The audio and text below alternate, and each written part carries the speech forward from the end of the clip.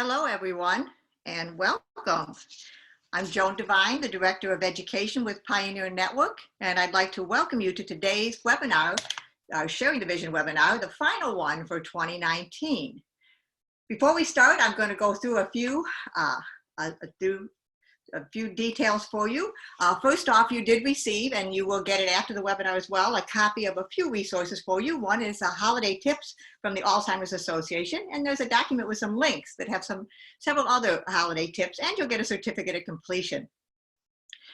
During this webinar, all attendees except the presenters are muted to minimize the possibility of background noise. And yes, Brian has been muted up until now, but he can turn on his microphone any time now. So he'll be here with us. The webinar is designed to be a conversation, so please feel free to post questions in the Q&A or in the chat box anytime. And in addition, you're welcome to raise your hand if you'd like to join in the conversation. You'll receive a link to the webinar recording approximately 24 hours after it ends. So I'm really pleased to introduce our guide for today's conversation, Brian LeBlanc. And I'm also pleased to share that Brian, as you've probably seen, is being joined by someone who's very special to him, Maureen. So welcome to Brian and Maureen. And for our first question, I would just invite you to share with our listeners a little something about yourselves.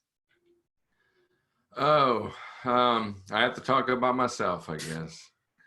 Hi, everybody. Thanks for joining us today. It's nice to see you in a Zoom kind of way.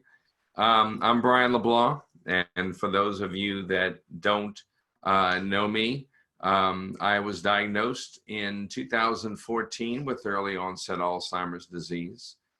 Over the years, I developed vascular dementia, and I've been living with type 2 diabetes now since the early 90s. I tend to live as healthily and positively as I possibly can. And one of the things that I have come to realize that now that I have a caring care partner who I live with, it makes it better. We're doing things, we're exercising, we're eating correctly, and it really has made a difference in the way that I feel. Less foggy days, more energy, and things of that nature. But I owe that to Maureen for making me, suggesting that I eat these foods that come out of the ground, but they taste really, really good. So just trying to do things as well as I can and keep moving forward.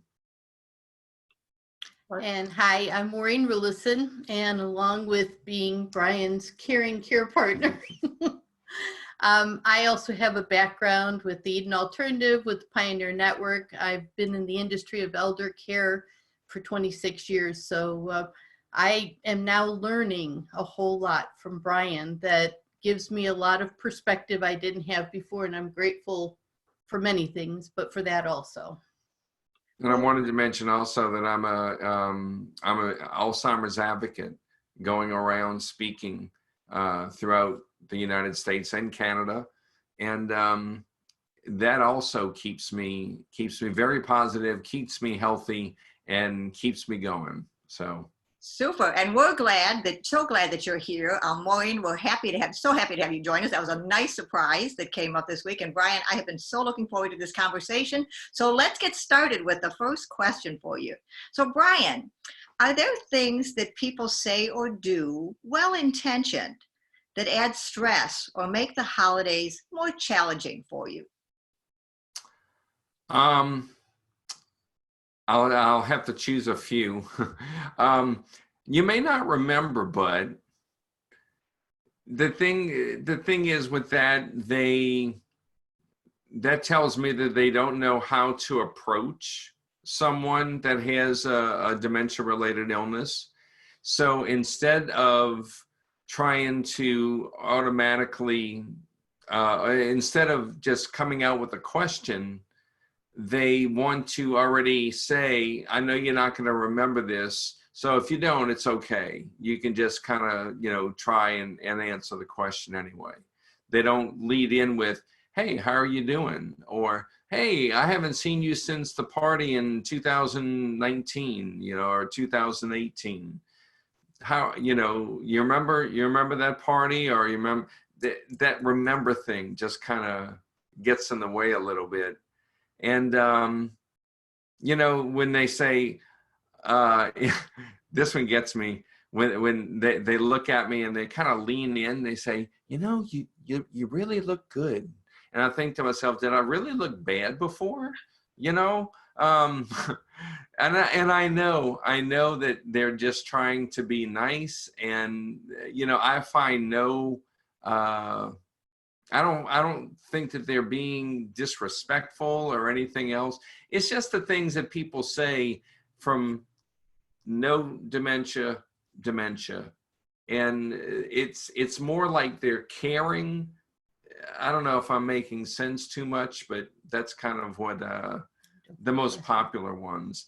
And assuming that I can't participate, you know, they'll say, all right, well, what we're going to do over here? Oh, Brian, it's okay. You can rest. You know, I've had that happen to me. Why don't you just, if we need you, we'll call, you know, we'll let you know and you can come join us and so forth. So that's just some of the things. Absolutely. Remember, they're always well-intentioned. Yes, yes. What I notice is a lot of people try to help Brian think and talk.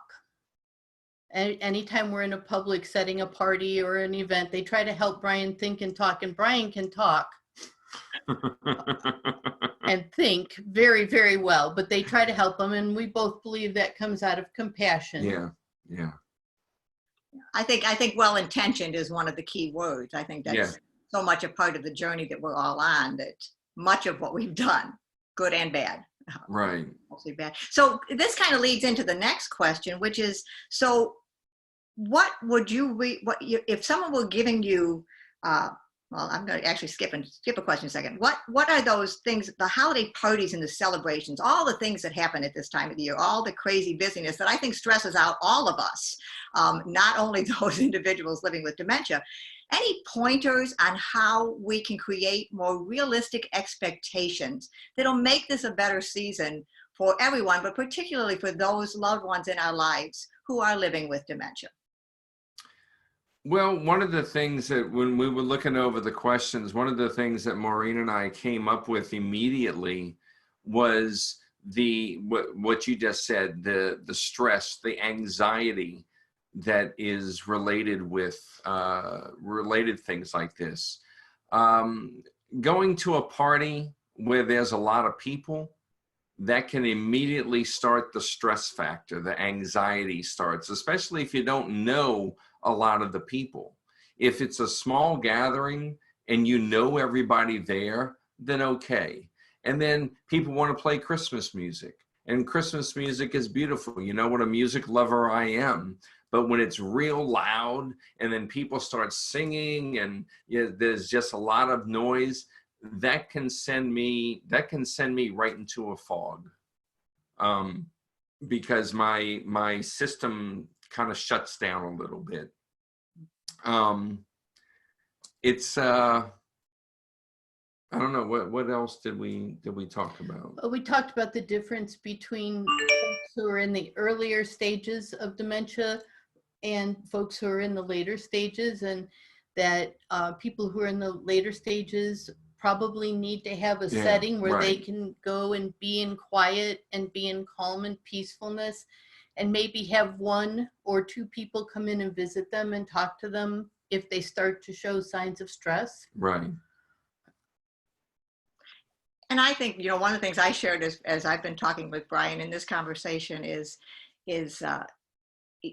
as we said, it's stressful for everyone, and realistic expectations are such an important piece. And I shared with Brian and with others, my mother lived with dementia up until the time that she passed away about 1.5 years ago. And she was living in assisted living. And the holiday that she was there, I made some big mistakes. in terms of how to make it the best for her. My mom had been somebody who it was crazy decorated, and she cooked and she partied and all kinds of things. So we were kind of on that mindset. So mom was living in the assisted living, and we started out at Thanksgiving. And so Thanksgiving, we decided we were going to have the same traditional Thanksgiving that we always have, which is a late meal. And at my house, which is about 20 minutes away from where she was living. And so we went and got mom, and we brought her back to my house thinking this was going to be a wonderful thing. And it was terrible. It was so stressful for her. She was so tired. She didn't enjoy it. She just wanted to go back to where she was. So we really had not paid attention to what this was going to be like for her. We had the expectation of what a holiday always was like in our family, and that's what it was going to be. So we got a little smarter at Christmas, and come Christmas, on Christmas morning, we went to the community where they have mass right where mom was, and that's what meant so much to her at Christmas. So we went to Christmas mass with her, and then we celebrated and went and had lunch with her right there at the community. And we waited until another day when it was quieter. And early in the day, when mom does better, she did better. And then we came home, we had a very short celebration. And as soon as mom said, I want to go home, we brought her back home again. So we got a lot smarter over the course of 2 holidays, just in terms of making sure that they not imposing an expectation that may have been mom's in the past, but was not where she was living at the time. So Brian and Maureen, thoughts on that? Yeah, because what Maureen and I have found out that at about 8 o'clock at night, 8 o'clock p.m., that is not a good time to start talking about specific things. If she starts trying to, and she's doing it not out of anything else other than wanting me to know, but she'll start, okay, now tomorrow I'm going to be here, and you have to have this call and this call, and my head just starts, spinning. I shut down, completely shut down, because in the evening, that's not a good time to talk to me about specific things. So it doesn't matter if I'm in the house, out of the house, at a restaurant, which we don't usually go out, in the late evenings, except if it's at a movie or something. But it's not just your mother. It's not just people that are in the later stages.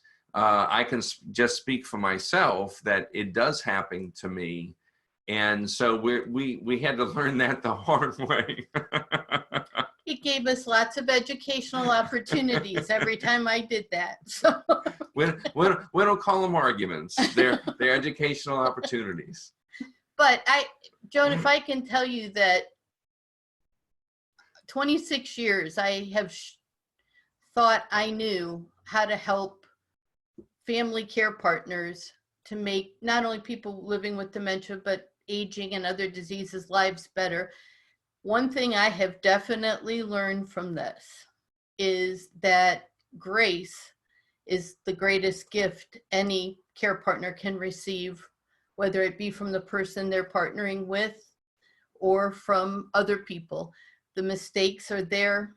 I can't believe some of this really uninformed things that I said before, unrealistic things that I said before. Well-intentioned, back to our first question, but it's been a great experience learning from a different perspective, and the holidays are teaching me a lot right now. So I'm grateful for them. As long as we all continue to learn. So Brian, here I have a question for you. Okay. We all love to get gifts, right?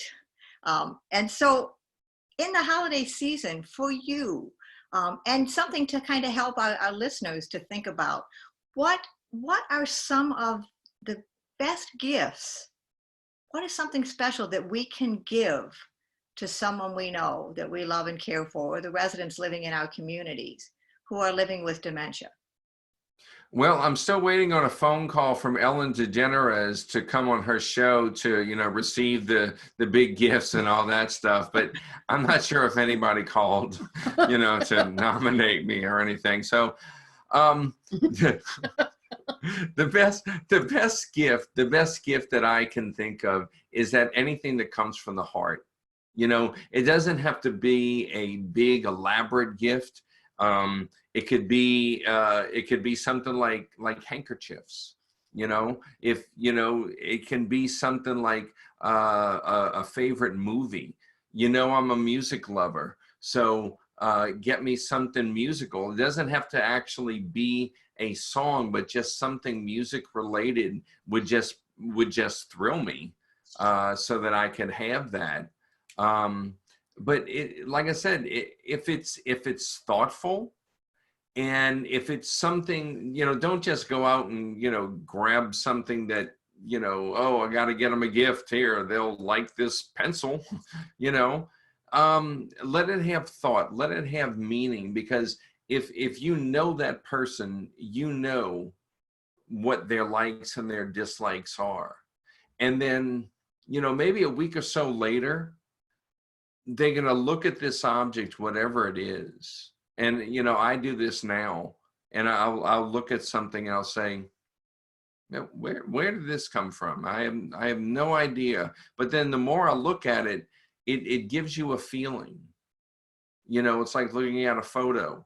You may not remember where that photo was taken, but the feeling, you can experience the same feeling that you got from looking at that picture as you did when you were actually in that moment.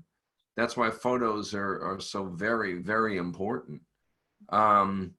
So Time. And time. Yes. Spending time. Spending time is a gift that costs nothing. Absolutely. And Brian, you mentioned photos, and one of the things that we have been taught is to really, and you mentioned music. Yeah. The senses are so powerful in such a vibrant way. And we talked a little bit about this, so I'd kind of like to elaborate on it.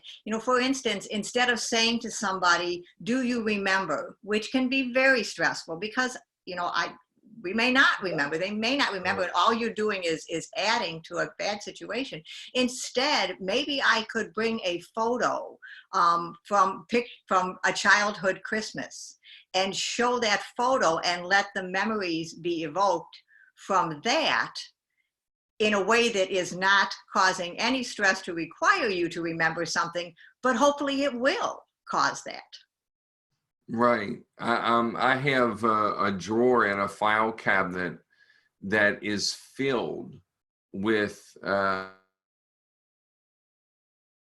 60s of some of our first Christmases together, my family.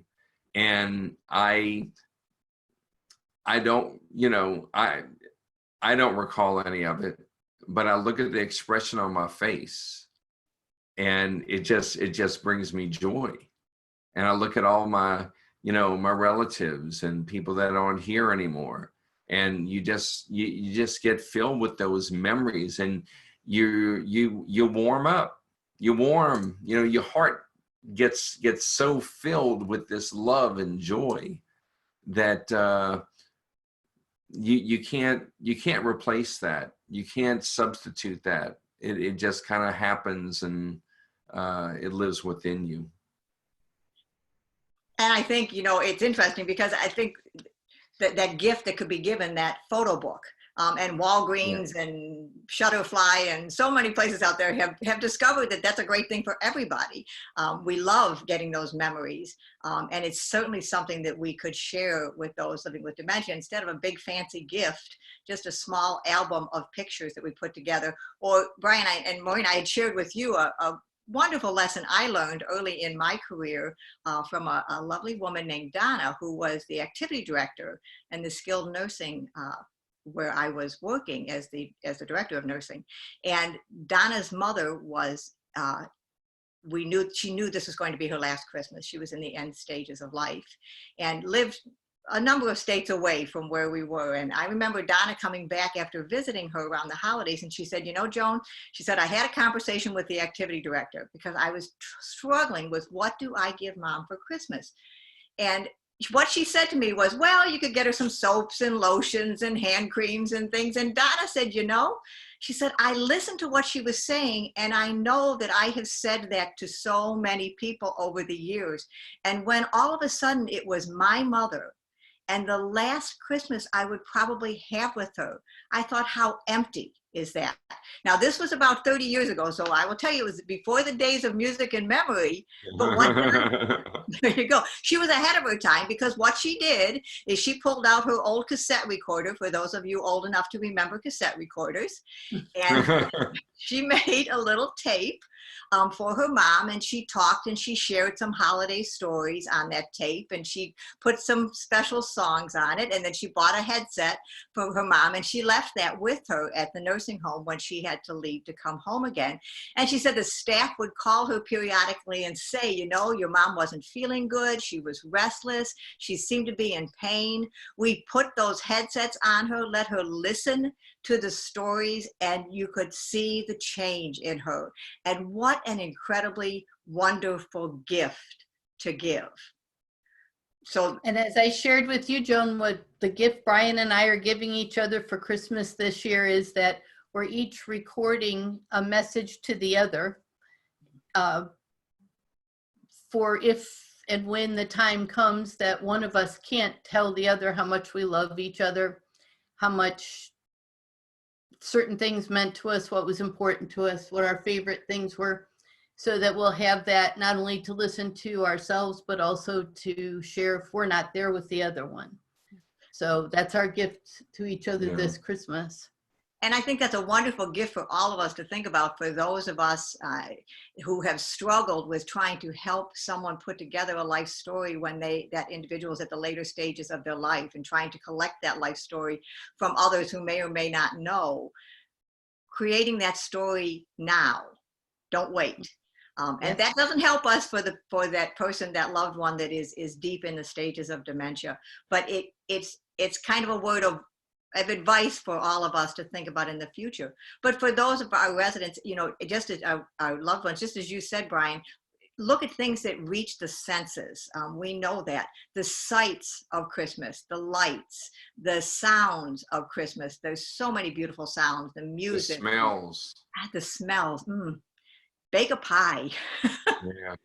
You know, so capitalize on those things that we already know. But I think go back to what you said, Brian, too, is keep it simple. Yeah. Yeah, the more, you know, I know people put a lot of thought into Christmas gifts, and they feel like it has to be something elaborate, you know, but see a child that you give a sweater to, you know, they're going to toss the sweater and they're going to play with the box. You know, as I age, I want to play with the box, you know, so it's just the little things. Well, I could have saved a whole bunch of money if you told me that before. And Joan, call me in a couple of days to remind me to make that recording, please. Will do. All right, thanks. So we did have, you know, I'm not seeing much in the chat box, but please, if you have questions, start popping some in for us, because we'd really like you to be a part of this conversation. Not just the giving, but not just giving us questions, but if you have comments or thoughts or some really neat experiences you have had, or ahas that you have had to make the holidays better, we'd love to hear those as well. But we did have one question from Gina, and I believe she's on with us. And what Gina asked is, and we may have covered a little of this already, but here's her question. What's the best way to help Mom celebrate the holidays? She just moved into an assisted living about 4 months ago. How can we still make this feel like her home and keep the holiday spirit alive within her with all the changes that have gone on? Brian, Maureen, any thoughts of what we could share with Gina? One thing I would think is that Mom's undergone a lot of changes, and she's made a lot of adjustments in the last 4 months. And so keeping mom in the environment that she is now become accustomed to, I think will be less stressful for mom. What do you think, Brian? Well, it all goes back to what did she like the most? What would remind her of Christmases gone past? Yeah. Think about the photos that I was talking about. If she has photos from years gone by of different Christmases, think about looking at pictures of people that she knew very well and had relationships with. That could bring a spark of memory, that could bring a smile to her face, it could bring joy to her heart. What are her Christmas music pickings? She could have some wonderful pieces of music that she loved. And, you look forward to when you start hearing Christmas songs on the radio. Mine has always been Paul McCartney, Simply Having a Wonderful Christmas Time. Hearing Nat King Cole singing The First Noel. You just have all these different sounds. And like you said, different smells. Maureen came home with, one of those brooms, but it smells like cinnamon. And she hung it on the wall, and every time I walk past it, I smell that smell, and man, it just takes me back to my mother, takes me back to her sister, who always had, we alternated houses on Christmases. My grandmothers used to always have candles burning at Christmas time to make their houses just smell. So it's just, like I said, it's not the big elaborate things. It's just something small that could make a big difference for her. Because like Maureen said, all the stuff that she has gone through, then, that could help soothe her anxiousness and bring her joy, bring her some familiarity, and, things of that nature. And my mom has dementia. She's in assisted living. And one of the things that I suggested to my siblings was that the most important part of Christmas to our family, and specifically my mom, is that we're remembering Jesus's birthday. And so we make sure she's got a small manger scene in her room at the assisted living facility. And I saw a comment there that said we tend to look inward. I'm sorry, I don't know who said it. This is the first one is Gail. And she said, as care partners, we can look inward when making plans for our loved ones' holidays. We need to ask ourselves who we are trying to make feel better. Am I planning a big dinner because I really need this to be the same as it's always been? Or is it because I know my loved one will appreciate it? It's hard for us to let go of expectations. Yes, Beautifully indeed. said. And I see one from True. Biggest thing for me is to avoid simultaneous music and voices. Fewer people in each gathering gives better communication. Without huge distractions of loud noise or bright flashing lights, oh, those are fun, there is no such thing as background noise. And that's true. So, especially start flashing that flash bulb and see how fast you can clear a room. There you go. Well, and I think something for those of us, that have loved ones in community settings or that work in community settings. Right. For one thing, and I was guilty of this, that the year mom was in assisted living, everything they had, we needed to be sure we were there to make sure mom was able to be a part of. Well, really, I probably should have stepped back and said, okay, really, which things are important? Which ones will flow well within her day? How much is too much? And if you've heard the phrase holidays, D-A-Z-E. Yes. I love that. I just learned that this year and I've used it a lot. And I think it is so true in our community settings. And I think we go crazy in our communities over the holidays. There are parties, there are events, there are things going on all the time. So it's not only those things that we are bringing our residents to, that special dinner for the residents, but it's the hubbub and the stress levels and all that extra activity that's happening around them that maybe what we think is good, we're doing it for good reasons. Again, good intentions. Darn, that we want all these things to happen, but is it too much? Are we really doing it? Are we getting what we want from it, or are we just like was so beautifully said there, Gail? Are we doing it because we feel that this is what we should be expecting right now? And like you said, it's well intentioned. They feel like, hey, let's throw a big Christmas party for all the residents, and some of them will love it, but then others not so much, so you have to figure out who's going to like it, who's going to have a great time, but then who is it going to maybe affect in a negative way. And those are the ones that maybe you want to bring them to another area where it's quiet and have 2 parties going on. Have one that's loud and, dancing and singing and so forth, and then have a quiet one where people are just, still having a Christmas gathering, a Christmas party, but it's lower key. I love that idea. Gail just typed. Christmas carolers who want to visit a care home can be encouraged to come in January or February when no one's around. Yeah, that's true.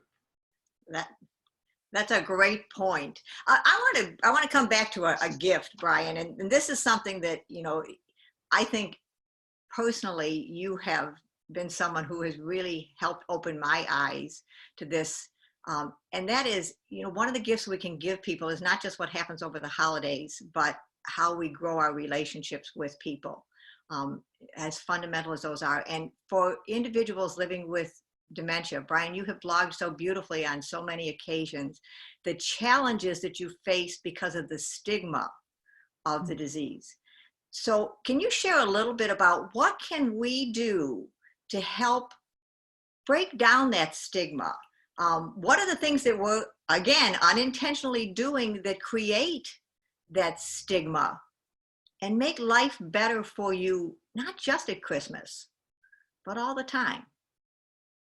Well, you've probably heard me say, see me, not my Alzheimer's. I have Alzheimer's, but it doesn't have me. Sometimes that's easier said than done, especially on a foggy day. But you have to see the person for who they are. They're not a disease, number one. But number two, if they do have that disease, then don't judge. Don't treat them as if they have a disease, or in my case, don't look at them and say, I don't think you have Alzheimer's. You talk too good. Things of that nature. Things are said, and I sincerely don't think that they're intentional, but man, they sting. They would have never said those things to me about my diabetes. And they would have never said those things about my heart condition. But because it's Alzheimer's, you immediately become someone who can't function. You can't do anything anymore. And we can do, look at Mike Belleville. Mike Belleville is now painting these beautiful, beautiful pictures. And he didn't do that before. He learned that while he has Lewy body. Same thing happened to Dr. Danny Potts, his father. His father was a manager of a lumber yard. And in his journey with Alzheimer's, he learned to become an artist that some of his paintings are just unbelievably beautiful. And you're going to tell me that, you know, you can't do anything once you've been diagnosed? For some people, it's like a brand new life. It's a brand new beginning. You get to start over. And you just kind of pick up the things that you used to know, the things that you can't do anymore, forget them. It's okay. Nobody's going to come along and say, why didn't you do this? Yeah. Well, most people won't. Well, you know, there's a quote that goes, if you think you can, you can. And if you think you can't, you can't. And so many times we don't even give people the opportunity. Exactly. Exactly. A perfect example is that when Brian was here visiting me before he moved down, I needed the crib for my granddaughter disassembled. Please do not ever ask me to assemble or disassemble something if you want it done. But Brian took out a screwdriver, I'm sorry, not a screwdriver, an Allen wrench, and just started disassembling it. And then when I changed my mind halfway through and said, well, let's not completely disassemble it, he reassembled parts of it. And I have to be honest, when he first started, my immediate thought was, I shouldn't be expecting him to do this. Well, he did it just like nothing. And I thought, I'm guilty. I'm looking at his disease rather than looking at Brian the man and judging him against what I think is hard. So he has constantly, he's put together all these things now. It's his new job here. We went over to IKEA in Tampa and told him, hey, you need something assembled? Send it over to Brian. He'll do it. Yeah, IKEA. And I did it all by myself. Yes, he did. Yes, he did. And Gail, wonderful, insightful comment. It seems that sometimes like people who are blind and their sense of hearing becomes hypersensitive. When certain parts of the brain are diseased, other parts like creativity have a chance to blossom. But we need to provide the opportunities. Right. And, you know, it's, go ahead, Brian. When you're allowed to be yourself, when you're allowed to be able to do, and I say allowed because there are, you know, situations where someone might not think that it's safe to do things. So, you know, but when you are able to do the things that you know you can do, then let it go. And allowed to fail if you try. People without dementia are allowed to try and fail. In fact, they're encouraged to fail forward. So why shouldn't people with dementia be allowed to fail forward? I think that's so beautifully said. And whoops, I put on the wrong view. And I think I'm so proud of what Pioneer Network has done with Rockport Healthcare Services the last several years with our Community Commitment Awards. And this past year, we had 2 communities that are communities of individuals living with dementia who have done wonderful community service projects, have gotten out and had a chance to show what they can give to, and there's so much happening with Dementia Friendly these days where people are helping community businesses understand how to support individuals in the community who are there and are living with dementia, who can continue to have full lives if we understand and if we provide opportunities. Yep. Yeah, you have the dementia caring communities all throughout the United States that are really, really working hard. I was in Colorado a few months ago, and a group of us went out to eat, and the music was playing very loud. So we tried to find a corner that wasn't as loud, but they had a speaker right there in the corner where we were. So we called the waiter over and we asked him, would you mind turning the volume down on the speaker? And then the people that we were with, they said, they didn't point us out, but they said, we have some people with us that have dementia related illnesses and the sound can kind of be irritating. Next thing you know, no music. They stopped the music completely in order to give us a more soothing dinner. so that the music wouldn't even bother us. And so we went back the next day just to recognize them, and gave them a certificate. Thank you for being a dementia-friendly business. And now they hang that plaque in their restaurant, because they made, that one person just made a difference. And they're going to remember us being there. And I'm hoping that that continues for other people that come in, that they get that same wonderful treatment. They're the people that get it. They understand it because they've been trained. And it was a really nice event. You want to go ahead and read that? Yeah. It seems it's something like people who are, this is also from Gail. It seems, oh wait, there was another one. Downwards as I work with you. Right there? Oh, I work with a woman with Alzheimer's who lives in independent living of a senior community. She loves to walk. Once in a blue moon, she gets lost. So adult protective services and staff at the community want to say no more walking. Brian, can you speak to your rights to do things even if they carry a risk?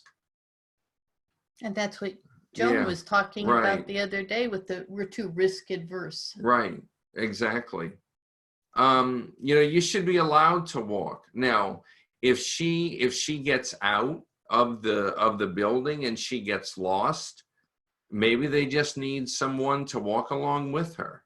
Not to stop her from walking, because she obviously enjoys it, but have somebody walk along with her so that she doesn't have to get lost. And then when it's time to go back, they just turn around, they go back. No one needs to be called. There's no one that's getting lost, and everybody's a happy camper. And don't you think so much too? We need to talk to the families. We need to engage the family and help them. We need them to be a partner with this. Right. If mom's taking a risk, are they okay with? Can they be okay with them? Can we help them to be okay with them? And that's a tall order. I say that sitting from the cheap seats here. I'm not the one that is there when the daughter or the son is so terribly upset because mom might get hurt or might get lost. But those are tough conversations we do have to have as we advocate for individual rights and opportunities. And Joan, the communities also tend to look at, well, we can't have one staff member assigned to going and walking with one resident. How about having another resident who is cognitively capable of doing that, walk with this person and help them to maybe develop a relationship? I think we need to look outside of the box for answers sometimes. I think you're so right. We're coming close on our 45 minutes, but we have something special that I want to be sure Brian has time for before we go. And that is, Brian has a special gift of hope that he'd like to share with us all. So a gift that I think he's going to be giving to us. Can you close the dialogue box, please? Well, thank you for that, Joan. Being that this is the Christmas season, the holiday season, everybody has wishes of good tidings, and but I have a message of hope. I wrote this a number of years ago, and I'm not sure if anybody else has heard it. If this is a repeat, just smile and say thank you. First, I hope that the diagnostic process grows into a more personal and hopeful experience. For example, a fellow dementia advocate was once told, "You have Alzheimer's. You better go home and get your affairs in order." Or as I was told, "Yes, you have Alzheimer's disease." And not another word was spoken. We just sat there in silence. Where was the hope? Where was the human interaction?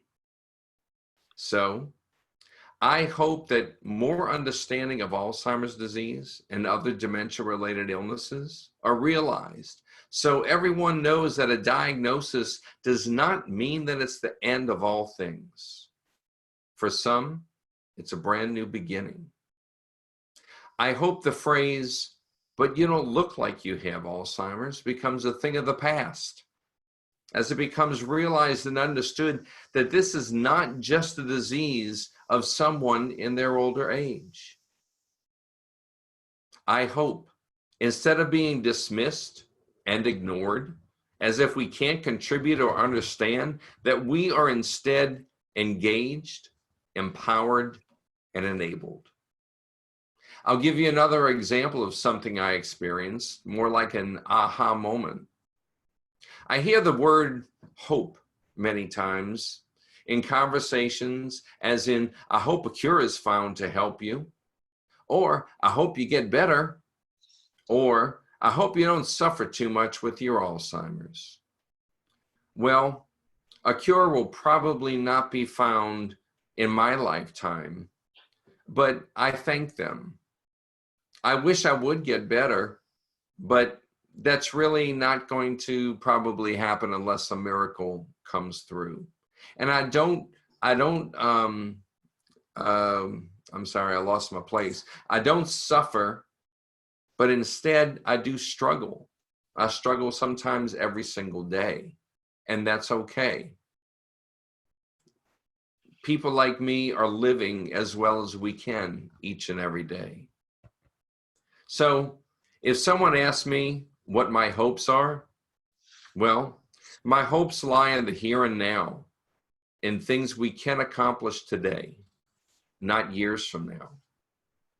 I hope the sons and the daughters of my friends, as well as the sons and daughters of all of those who are living with a dementia-related illness, do not have to go down the road that we have gone. I've learned that turning that negative into a positive not only helps me live a more positive life, but it also sets an example for others. So my hope for today is, I hope you take away the positives from what you have heard, and I hope that you make it part of your everyday life. So stay positive. And I hope, and I'm sure Maureen hopes too, that each and every one of you have a very, very happy, loving, and wonderful holiday season. Oh my, Brian, what a beautiful gift that you've just given to all of us. Thank you so much for that very special message.